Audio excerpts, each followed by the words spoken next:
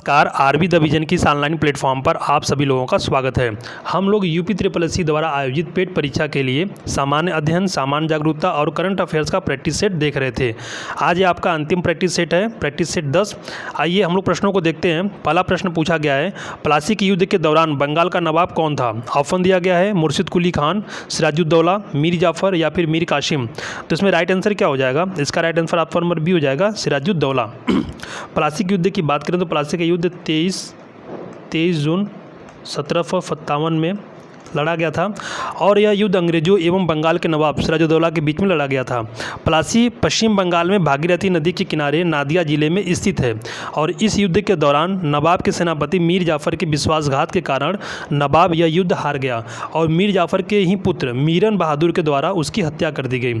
इस समय भारत का मुगल बादशाह आलमगीर द्वितीय था और प्लासी के युद्ध के बाद मीर जाफ़र को अंग्रेजों ने बंगाल का नवाब बना दिया था। आइए प्रश्न संख्या 2 देखते हैं हम लोग।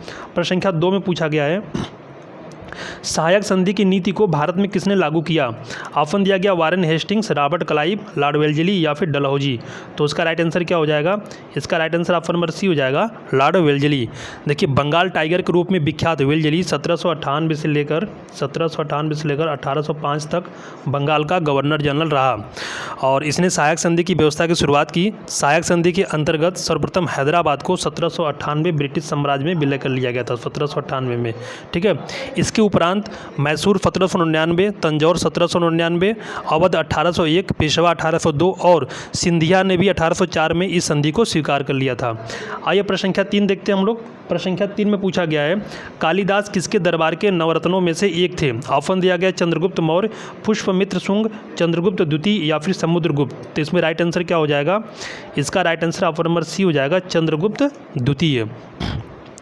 कालिदास विश्व के महान कवि थे। इन्हें संस्कृत कविता एवं नाटक का राजकुमार भी कहकर पुकारा जाता है। इन्हें भारत का शेक्सपियर भी कहा गया है। ये बहुत बार परीक्षाओं में पूछा गया प्रश्न कि भारत का शेक्सपियर किसे कहा जाता है, तो कालिदास को कहा जाता है। वे चंद्रगुप्त द्वितीय के नवरत्नों में से एक तथा शैव धर्म व वेदांत के अनुयायी थे। कालिदास ने 3 नाटक ग्रंथों जिसमें मालविकाग्निमित्रम, विक्रमोर्वशीयम, अभिज्ञान शाकुंतलम तथा 4 काव्य रघुवंशम, कुमार संभवम, मेघदूतम तथा ऋतु संहारम की रचना की थी। आइए प्रश्न संख्या 4 देखते हैं हम लोग। प्रश्न संख्या 4 में पूछा गया है, भारत में आने वाले विदेशियों का सही क्रम क्या है? इब्न बतूता, मेगस्थनीज या अल बरूनी। तो देखिए ऑप्शन दिया गया 1 3 2, 2 1 3, 3 2 1 या फिर 2 3 1। तो उसमें राइट आंसर क्या हो जाएगा? देखिए, सबसे पहले हम लोग देख लेते हैं। सबसे पहले भारत में आया था मेगस्थनीज, फिर उसके बाद आया है अल बरूनी और फिर इब्न बतूता। तो 2 3 और 1, 2 3 1, right answer option number D हो जाएगा। ठीक है, मेगस्थनीज की बात करें तो मेगस्थनीज यूनानी शासक सेल्यूकस निकेटर का दूत बनकर चंद्रगुप्त मौर्य के दरबार में आया था। इसने इंडिका नामक प्रसिद्ध पुस्तक लिखी थी। अल बरूनी का मूल नाम क्या था? अबू रेहान, और इसका जन्म हुआ था 973 ईस्वी में, ख्वारिज्म में हुआ था। यह महमूद गजनवी का दरबारी विद्वान था। इसने किताब उल हिंद या तारीख़ हिंद की रचना की। बहुत ही इंपॉर्टेंट फैक्ट है, किताब उल हिंद या तारीख़ हिंद की रचना किसने की है? तो किया है अल बरूनी ने। इब्न बतूता की बात करें तो इब्न बतूता 1333 में तुगलक वंश के समय में मोहम्मद बिन तुगलक के शासनकाल में भारत में आया था और यह मोरक्को का निवासी था। इसने अपनी जो यात्रा वृत्तांत है उसको एक पुस्तक में संकलित किया है। उस पुस्तक का नाम है रेहल्ला। ठीक है, इस पुस्तक में उसने अपनी यात्रा वृत्तांत को संकलित किया है। आइए प्रश्न संख्या 5 देखते हैं हम लोग। प्रश्न संख्या 5 में पूछा गया है, क्रिप्स मिशन भारत में कब आया? फरवरी 1928, मार्च 1942, अगस्त 1942 या फिर मई 1946। तो इसमें राइट आंसर क्या हो जाएगा? इसमें right answer option number B हो जाएगा, मार्च 1942। ठीक है, और 23 मार्च को भारत में आया था, दिल्ली पहुंचा था 23 मार्च को। फरवरी 1928 में क्या हुआ था? साइमन कमीशन भारत में आया था। अगस्त 1942 यानी कि 8 अगस्त को आप लोग देखेंगे तो क्विट इंडिया मूवमेंट शुरू करने की बात कही गई थी। ठीक है, जिसे अगस्त क्रांति के नाम से भी जानते हैं। मई 1946 में क्या हुआ था? तो मई 1946 में मई माह में क्या हुआ था? कैबिनेट मिशन भारत में आया था। आइए प्रश्न संख्या 6 देखते हैं हम लोग। प्रश्न संख्या 6 में पूछा गया है, निम्न में से किस भारतीय राज्य की सीमा म्यांमार की सीमा को स्पर्श नहीं करता है? ऑप्शन दिया गया अरुणाचल प्रदेश, मिजोरम, मेघालय या फिर मणिपुर। तो इसमें राइट आंसर हो जाएगा ऑप्शन नंबर सी, मेघालय। हम लोग बात कर लेते हैं कि म्यांमार की सीमा को स्पर्श करने वाले भारतीय राज्य कौन कौन से हैं। तो इसमें आपका अरुणाचल प्रदेश है, नागालैंड है, मिजोरम है, मणिपुर है, और इसमें सबसे अधिक जो लंबी सीमा स्पर्श करती है भारतीय राज्य कौन सी है? अरुणाचल प्रदेश है। अरुणाचल प्रदेश की जो सीमा है वह सबसे अधिक म्यांमार की सीमा को स्पर्श करती है। आइए प्रश्न संख्या 7 देखते हैं। प्रश्न संख्या 7 में पूछा गया कि माउंट एवरेस्ट कहाँ है? भारत, चीन, नेपाल या तिब्बत, किस देश में अवस्थित है? इसकी स्थिति है, लोकेशन है। राइट आंसर क्या हो जाएगा? Right answer option number C हो जाएगा, नेपाल। और इसकी हाइट कितनी है? इसकी हाइट है 8,848 मीटर। कहीं कहीं आपको 8,850 मीटर भी मिलेगा। तो अगर ऑप्शन में दोनों में जो भी दिया होगा वही राइट आंसर हो जाएगा, और सबसे अधिक राइट आंसर यही है, 8,848 मीटर। आइए प्रश्न संख्या 8 देखते हैं अब हम लोग। प्रश्न संख्या 8 में पूछा गया है कि नाथुला दर्रा किस राज्य में स्थित है? अरुणाचल प्रदेश, असम में, मेघालय में या फिर सिक्किम में? तो इसमें राइट आंसर क्या हो जाएगा? Right answer option number D हो जाएगा, सिक्किम में। और जो नाथुला दर्रा है वह भारत एवं चीन के बीच में तीसरा सीमा व्यापार पॉइंट भी है। प्रश्न संख्या 9 देखते हैं हम लोग। प्रश्न संख्या 9 में पूछा गया है, अंडमान और निकोबार द्वीप समूह में सबसे अधिक ऊंचाई वाली चोटी कौन है? सैंडल पीक, माउंट थुइलर, माउंट दियोओलो या माउंट कोयल? तो राइट आंसर इसमें क्या हो जाएगा? राइट आंसर आप इसमें हो जाएगा option number A, sandal peak. ठीक है। अंडमान द्वीप समूह का सर्वोच्च शिखर सैंडल पीक है, जिसकी ऊंचाई कितनी है? 732 मीटर। ठीक है। यह उत्तरी अंडमान द्वीप पर दिगलीपुर के निकट स्थित है, जबकि निकोबार द्वीप समूह की बात करें तो उसका सर्वोच्च शिखर पॉइंट क्या है? थुलियर है। और कंबाइंड रूप से दोनों में सबसे बड़ा कौन है? सबसे ऊंचा कौन है? सैंडल पीक है। ठीक है। और इसकी जो हाइट है कितनी है? 642 मीटर है। ठीक है। और यह कहाँ पे स्थित है? थुलियर यह है ग्रेट निकोबार द्वीप पर। आइए प्रश्न संख्या 10 देखते हैं। प्रश्न संख्या 10 में पूछा गया है, बैरन द्वीप कहाँ अवस्थित है? बंगाल की खाड़ी में, अरब सागर में, भूमध्य सागर में या फिर चीन सागर में?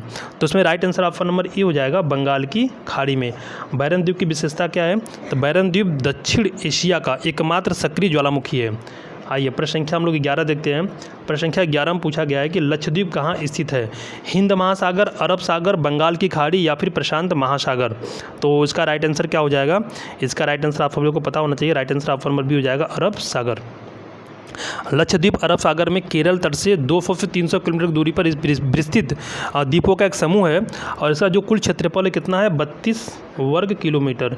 और इससे अनुमान लगाया जा सकता है कि सबसे छोटा केंद्र शासित प्रदेश कौन है? तो ये यही है, लक्षद्वीप है। ठीक है। लक्षद्वीप के अधिकांश द्वीप प्रवाल उत्पत्ति के हैं।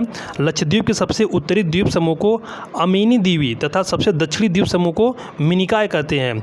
मिनिकाय शेष द्वीपों से जो कि 9 डिग्री चैनल से अलग होता है। 9 डिग्री चैनल से या अपने शेष द्वीपों से अलग हो जाता है। ठीक है। और हम लोग बात करें लक्षद्वीप की राजधानी कहाँ है, तो लक्षद्वीप की राजधानी है कवरत्ती। आइए प्रश्न संख्या 11 देखते हैं हम लोग। प्रश्न संख्या 11 में पूछा गया है, भारत के किस राज्य को सिलिकॉन स्टेट के नाम से जाना जाता है? बिहार, केरल, कर्नाटक या फिर पश्चिम बंगाल? तो इसका राइट आंसर क्या हो जाएगा? इसका right answer option number C हो जाएगा, कर्नाटक। देखिए, सूचना प्रौद्योगिकी के इस राज्य को आईटी पावर हाउस या सिलिकॉन स्टेट जैसे नामों से भी पुकारा जाता है। कर्नाटक में ही भारत की सिलिकॉन वैली के नाम से प्रसिद्ध शहर बेंगलुरु स्थित है। उसे बेंगलुरु को किस नाम से जानते हैं? तो सिलिकॉन वैली के नाम से जाना जाता है। आइए प्रश्न संख्या 13 देखते हैं।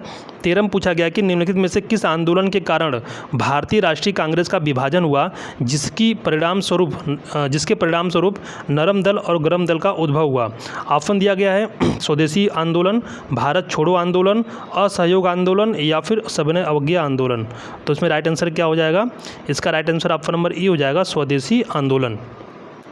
देखिए, कर्जन के काल में 1905 में बंगाल विभाजन के विरोध में प्रारंभ किए गए स्वदेशी आंदोलन के मध्य उत्पन्न परिस्थितियों की वजह से ही कांग्रेस नरम दल एवं गरम दल 2 समूह में बढ़ गया था। और विभाजन कब हुआ था? तो विभाजन हुआ था 1907 में सूरत अधिवेशन में। इसको भी आप लोगों को याद रखना है, सूरत अधिवेशन में हुआ था। आइए प्रश्न संख्या 14 देखते हैं। प्रश्न संख्या 14 में पूछा गया है, निम्नलिखित में से किसको पंजाब केसरी भी कहा जाता है? भगत सिंह, करतार सिंह सराभा, लाला लाजपत राय या फिर मदन लाल ढींगरा? तो राइट आंसर इसमें क्या हो जाएगा? Right answer option number C हो जाएगा, लाला लाजपत लाला लाजपत राय। ठीक है, लाला लाजपत राय को पंजाब केसरी के नाम से जाना जाता है और कांग्रेस की स्थापना के संदर्भ में इन्होंने यंग इंडिया में सेफ्टी वाल्व का सिद्धांत दिया था। और 1928 में जब भारत में साइमन कमीशन आया था तो लाला लाजपत राय ने इसका जो पुरजोर विरोध किया था और उसी दौरान सैंडर्स द्वारा किए गए लाठीचार्ज से घायल होने के कारण कुछ दिनों बाद इनकी मृत्यु हो जाती है। आइए प्रश्न संख्या हम लोग देखते हैं 15 में पूछा गया है कि निम्न में से किसने भारतीय होम रूल लीग की शुरुआत की? गोपाल कृष्ण गोखले, महात्मा गांधी, बाल गंगाधर तिलक, सुभाष चंद्र बोस।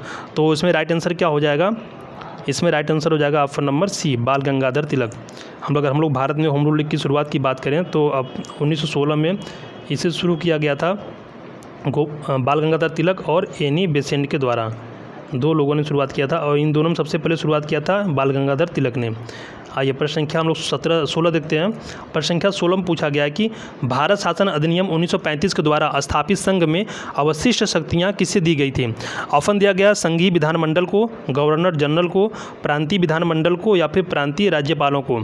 तो इसका राइट आंसर क्या हो जाएगा? इसका right answer option number B हो जाएगा, गवर्नर जनरल को। देखिए 1935 के भारत शासन अधिनियम में एक नए अखिल भारतीय संघ की स्थापना तथा प्रांतों में प्रांतीय स्वायत्तता के आधार पर एक नई शासन प्रणाली की व्यवस्था भी की गई थी। इस अधिनियम का एक प्रमुख प्रावधान यह भी था कि अप्रैल 1937 से बर्मा भारत से अलग हो जाएगा और इसी अधिनियम के अंतर्गत संघीय कार्यकारिणी में द्वैत शासन प्रणाली का प्रावधान किया गया था। इसके अन्य प्रावधान थे, अगर आप लोग इसके बारे में विस्तृत पढ़ना चाहते हैं तो यूट्यूब पे जाकर के चैनल जो भारतीय संविधान का जो प्लेलिस्ट बना हुआ है वहाँ पे इसको आप लोग पढ़ सकते हैं। संवैधानिक विकास में यहाँ से एक प्रश्न जरूर पूछा जाएगा आपकी परीक्षा में। आइए प्रश्न संख्या 17 देखते हैं।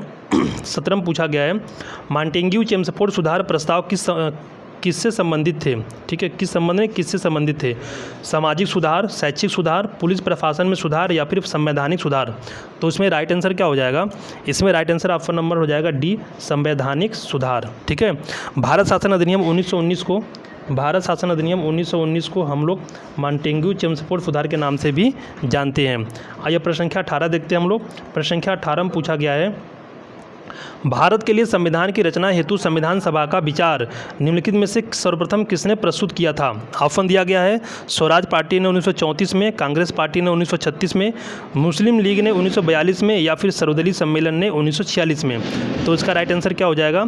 इसका राइट आंसर ऑप्शन नंबर ई हो जाएगा, स्वराज पार्टी ने 1934 में।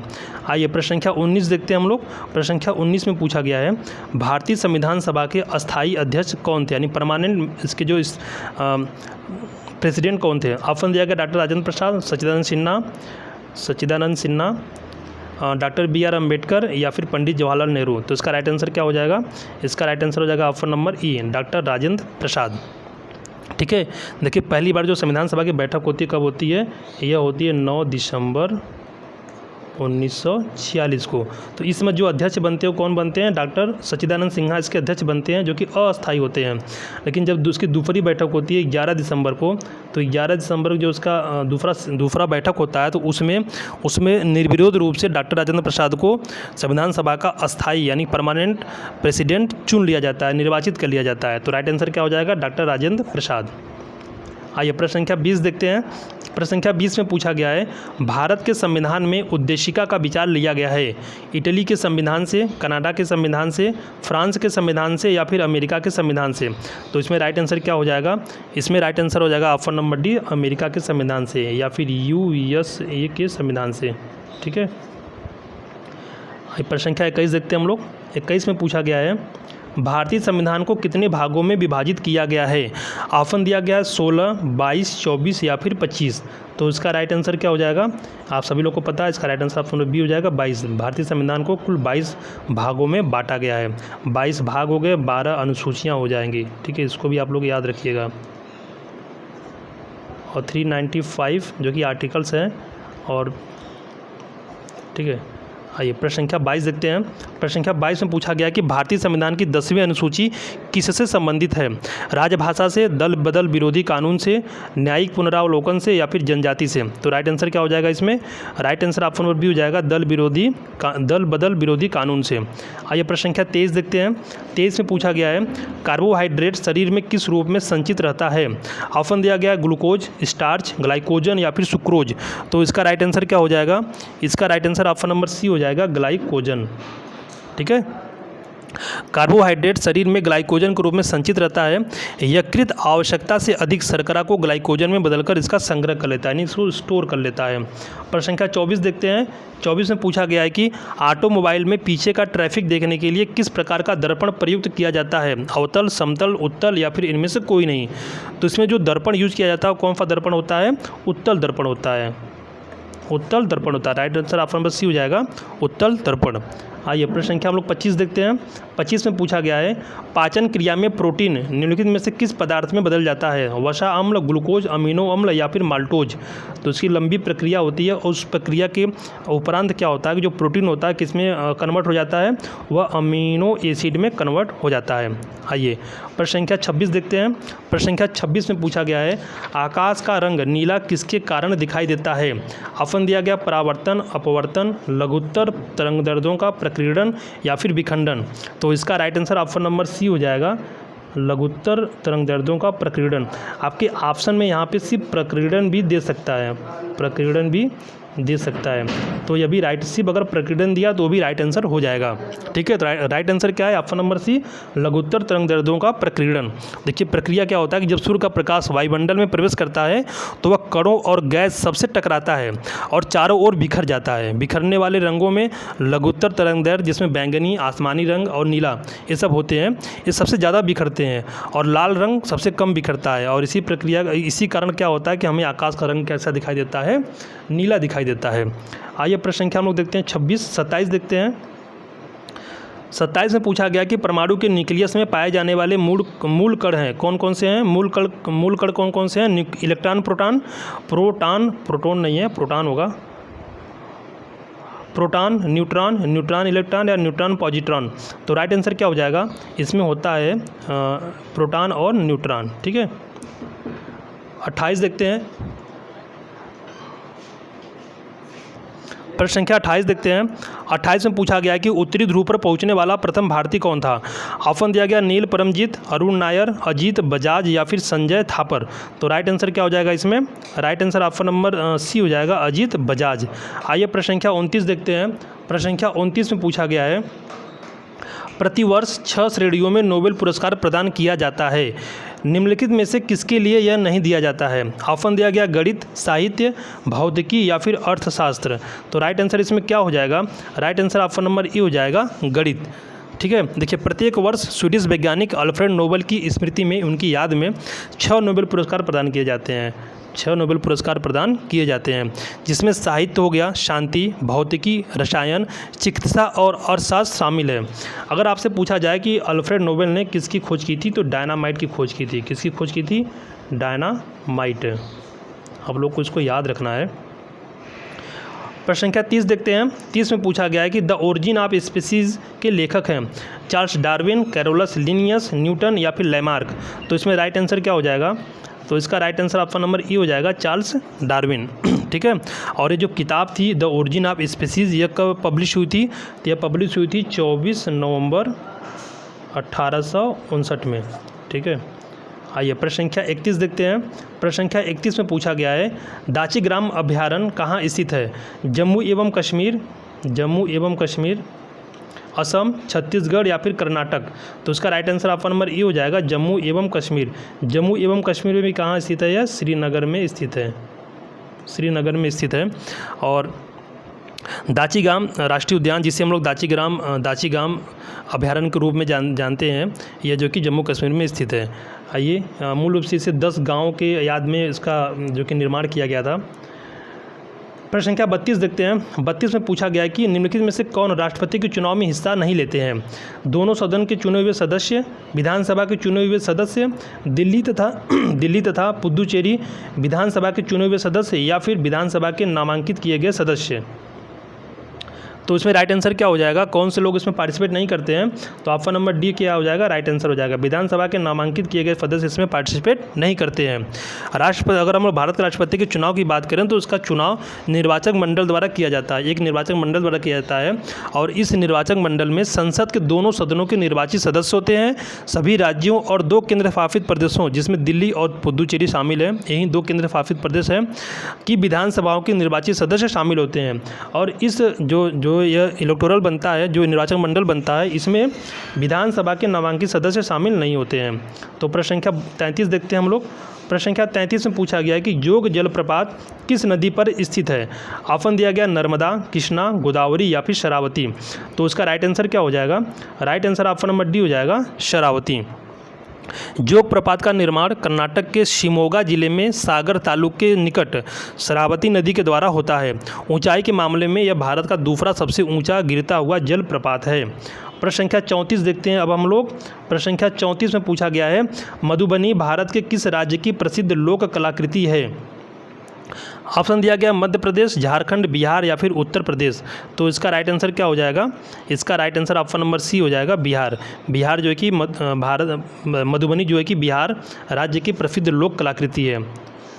चलिए प्रश्न संख्या 35 देखते हैं। 35 में पूछा गया है निम्नलिखित में से कौन हिंद महासागर तटीय क्षेत्रीय सहयोग संघ का सदस्य नहीं है। बांग्लादेश, मॉरिशस, अफगानिस्तान या फिर भारत। तो इसमें राइट आंसर क्या हो जाएगा? इसका right answer option number C हो जाएगा, अफगानिस्तान। जो ये हिंद महासागर तटीय क्षेत्रीय सहयोग संगठन संघ है, उसमें कुल 21 तटीय क्षेत्र देश शामिल हैं। ठीक है। आइए प्रश्न संख्या 36 देखते हैं। 36 में पूछा गया है कि गिर राष्ट्रीय उद्यान किसके लिए प्रसिद्ध है। चेरी ब्लॉसम, ओरंगुटान, लाल रेशमी कपास या फिर एशियाई शेर। तो इसका राइट आंसर क्या हो जाएगा? इसका राइट आंसर हो जाएगा ऑप्शन नंबर डी, एशियाई शेर। एशियाई शेरों के लिए गिर राष्ट्रीय उद्यान प्रसिद्ध है, फेमस है। गिर राष्ट्रीय उद्यान क्या है? गुजरात में है और एक वन्यजीव अभयारण्य है जो एशियाई शेरों के लिए प्रसिद्ध है। अगर इसकी स्थापना की बात करें तो इसकी स्थापना हुई थी 1965 ईस्वी में। ठीक है। आइए अगला प्रश्न देखते हैं हम लोग। प्रश्न संख्या 37 यहाँ पूछा गया है कि निम्नलिखित में से कौन सा भारतीय शहर यूनेस्को विश्व धरोहर स्थलों की सूची में शामिल है। ऑप्शन दिया गया अहमदाबाद, हैदराबाद, मुर्शिदाबाद या फिर श्रीनगर। तो इन चारों में राइट आंसर क्या हो जाएगा? Right answer option number A हो जाएगा, अहमदाबाद। ठीक है। इस जो अहमदाबाद जो शहर है, इसको जुलाई 2017 में, मैं यहाँ पे लिख दे रहा हूँ, इसको जुलाई 2017 में भारत की पहली वर्ल्ड हेरिटेज सिटी के रूप में घोषित की गई थी। ठीक है। इसे पहली बार भारत के वर्ल्ड हेरिटेज सिटी के रूप में घोषित की गई थी और पहली ऐसी यह शहर थी। चलिए अगला प्रश्न देखते हैं हम लोग। प्रश्न संख्या 38। प्रश्न संख्या 38 में पूछा गया कि कौन सी पंचवर्षीय योजना केवल 4 वर्ष की थी। ऑप्शन दिया गया तीसरी, चौथी, 5वीं या फिर 7वीं। तो इसका राइट आंसर क्या हो जाएगा? इसका right answer option number C हो जाएगा, 5वीं। देखिए 5वीं पंचवर्षीय योजना का जो सामान्य कार्यकाल था वो कब से कब तक था? इसका हो जाएगा 1974 से लेकर 1979 तक। लेकिन उसमें मोरारजी देसाई की सरकार ने इसे 1 वर्ष पहले ही, यानी कि 1974 से शुरू करके 1980 में ही इसे समाप्त कर दिया। ठीक है। और एक नई पंचवर्षीय योजना छठी पंचवर्षीय योजना की उन्होंने शुरुआत कर दी थी। आगे चलकर जब कांग्रेस सरकार बनती है तो कांग्रेस सरकार ने छठी पंचवर्षीय योजना को निरस्त करके फिर से नई छठी पंचवर्षीय योजना की शुरुआत की थी। आइए प्रश्न संख्या 39 देखते हैं। 39 में पूछा गया है कि तेंदुलकर समिति का गठन किसके लिए किया गया था। बेरोजगारी को मापने के लिए, विकास दर को मापने के लिए, गरीबी को मापने के लिए या फिर कृषि उत्पादन को मापने के लिए। तो उसमें राइट आंसर क्या हो जाएगा? इसका right answer option number C हो जाएगा, गरीबी को मापने के लिए। और सुरेश तेंदुलकर समिति का जो गठन किया गया था, कब किया गया था? 2009 में किया गया था। और इसकी जो रिपोर्ट प्रकाशित हुई थी उसके अनुसार एक कैलोरी आधारित मॉडल की अनुशंसा करते हुए शिक्षा, स्वास्थ्य, विद्युत और यातायात पर होने वाले मासिक व्यय के आधार पर गरीबी रेखा का निर्धारण करने की सिफारिश की गई थी इस रिपोर्ट के अनुसार। आइए प्रश्न संख्या हम लोग 40 देखते हैं, जो आज के इस प्रैक्टिस सेट का अंतिम प्रश्न है।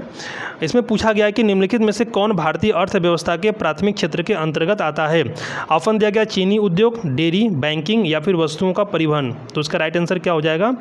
इसका राइट आंसर हो जाएगा option number A, dairy. Dairy नहीं होता है, ये डेयरी होता है। देखिए जब कोई उत्पाद प्राकृतिक संसाधनों से व्युत्पन्न होता है, बनता है, तो यह प्राथमिक क्षेत्र की गतिविधि होती है या फिर उसके अंतर्गत आता है। ठीक है। तो आज के 40 महत्वपूर्ण प्रश्न थे। 10वां प्रैक्टिस सेट था। जैसा कि आप लोगों से पहले ही कहा गया था कि हम लोग कुल 25 प्रैक्टिस सेट करने वाले हैं, जिसमें 10 प्रैक्टिस सेट जीएस को होने वाले हैं और 15 प्रैक्टिस सेट आपका ग्राफ टेबल यानी तालिका ग्राफ से और मैथ्स और रीजनिंग से होने वाला है।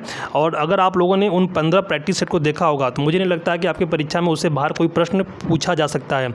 हाँ, डिजिट अलग हो सकते हैं, प्रश्न जो कि पूछने का तरीका अलग हो सकता है, लेकिन पैटर्न वही होगा, ठीक है। उसी पैटर्न पर आपके प्रश्न पूछे जाएंगे, जितने भी प्रैक्टिस सेट कराए गए हैं उसी पैटर्न पर प्रश्न पूछे जा सकते हैं। अब वहाँ पे संख्याएं बदल के आ सकती है, वो अलग बात है। और इसके बाद अगर जीएस की बात करें, जीएस में भी मैंने करंट अफेयर्स का कोई भी प्रश्न यहाँ पे सॉल्व नहीं कराया है, समय का अभाव रहा, लेकिन जीएस के जितने भी जीएस के जितने भी प्रश्न यहाँ पे कराए गए हैं सभी आपकी परीक्षा के लिए बेहद ही महत्वपूर्ण है।